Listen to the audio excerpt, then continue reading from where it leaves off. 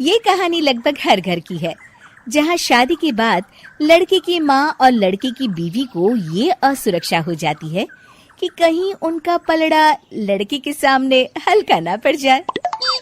ऐसे में चालाक बहू सास को कैसे देती है जवाब, चलिए देखते हैं इस कहानी में। सौम्या और उसकी सास एक दूसरे से जलन की भावना रखती। दोनों के बीच सिर्फ कंपटीशन था कि आखिर शेखर है किसका।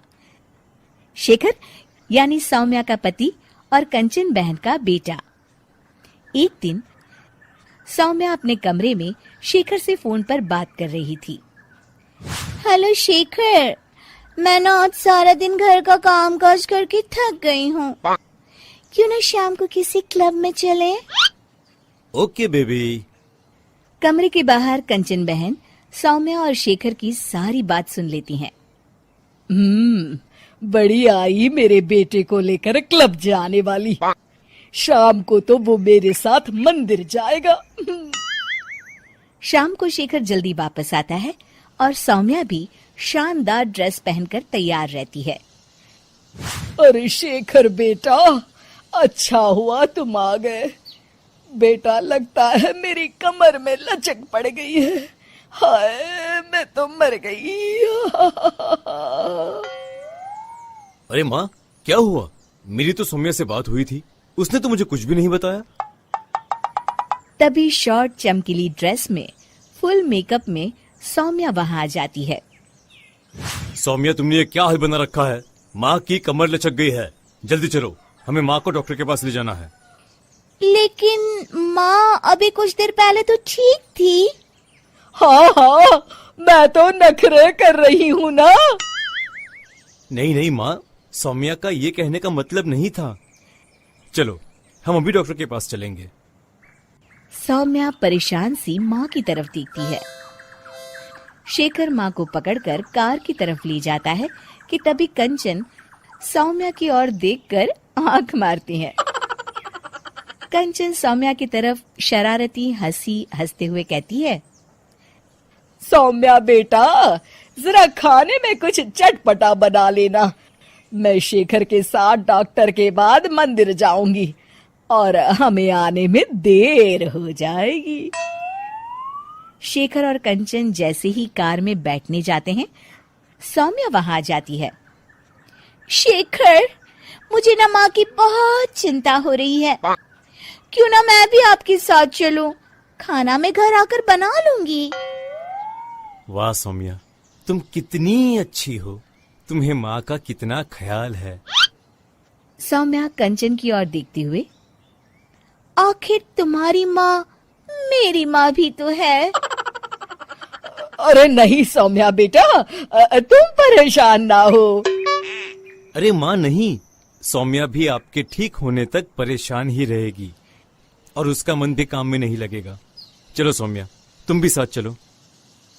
सौम्या पार्टी की ड्रेस में ही शेखर के साथ कार के सामने सीट पर सवार हो जाती है।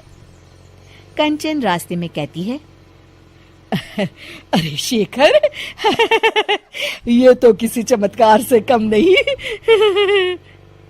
क्या हुआ माँ? बेटा, मेरे कमर की लचक तो मानो गायब ही हो गई। सौम्या तो समझ चुकी होती है, लेकिन वो शेखर के सामने अनजान बन जाती है। माँ, ये तो सच किसी चमत्कार से कम नहीं।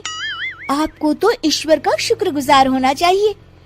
शेखर, चलो हम माँ को सिविल लाइंस के हनुमान मंदिर ले जाते हैं।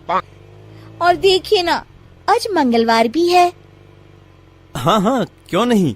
लेकिन सौम्या, मैं तो ऑफिस से सीधे यहाँ आ गया हूँ। मैंने तो हाथ मुंह भी नहीं धोए। मैं मंदिर कैसे जाऊंगा? कोई बात नहीं शेखर, मैं और माँ भगवान का शुक्रिया अदा कराएंगे। चलो अच्छा ही है, ये मेरे साथ रहेगी और मैं मंदिर के भी दर्शन कर लूंगी। रही बात शेखर की, तो अच्छा ही है। अगर वो मेरे साथ नहीं तो इस सौम्या की बच्ची के साथ भी नहीं रहेगा। मंदिर के बाहर काफी भीड़ देखकर कंचन और भी खुश हो जाती है। दर्शन करने में कम से कम 2-3 घंटे तो लग ही जाएंगे। माँ, यहाँ पर तो काफी भीड़ है, यहाँ काफी वक्त लगेगा। चलो यहाँ कल आ जाएंगे। नहीं बेटा, मैं यहाँ से हनुमान जी का शुक्रिया अदा किए बिना नहीं जाऊंगी।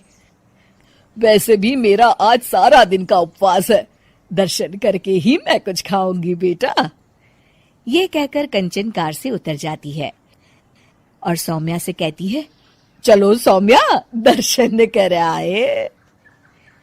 माँ, मैं तो आपको बताना ही भूल गई, मैं ऐसे कपड़ों में मंदिर कैसे जा सकती हूँ? अरे सौम्या, मैंने तो ध्यान ही नहीं दिया।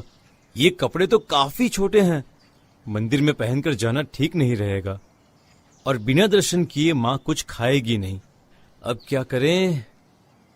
अरे करना क्या है, माँ दर्शन कर ले, हम यही कार में माँ का इंतजार करेंगे।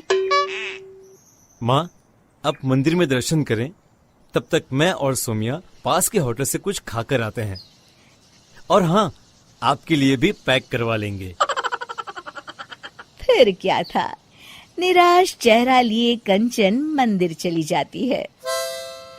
सीख, चालाकी उतनी ही अच्छी है जिससे किसी को नुकसान ना पहुंचे, वरना कभी कभी ज्यादा चालाकी नुकसान का कारण भी बन जाती है।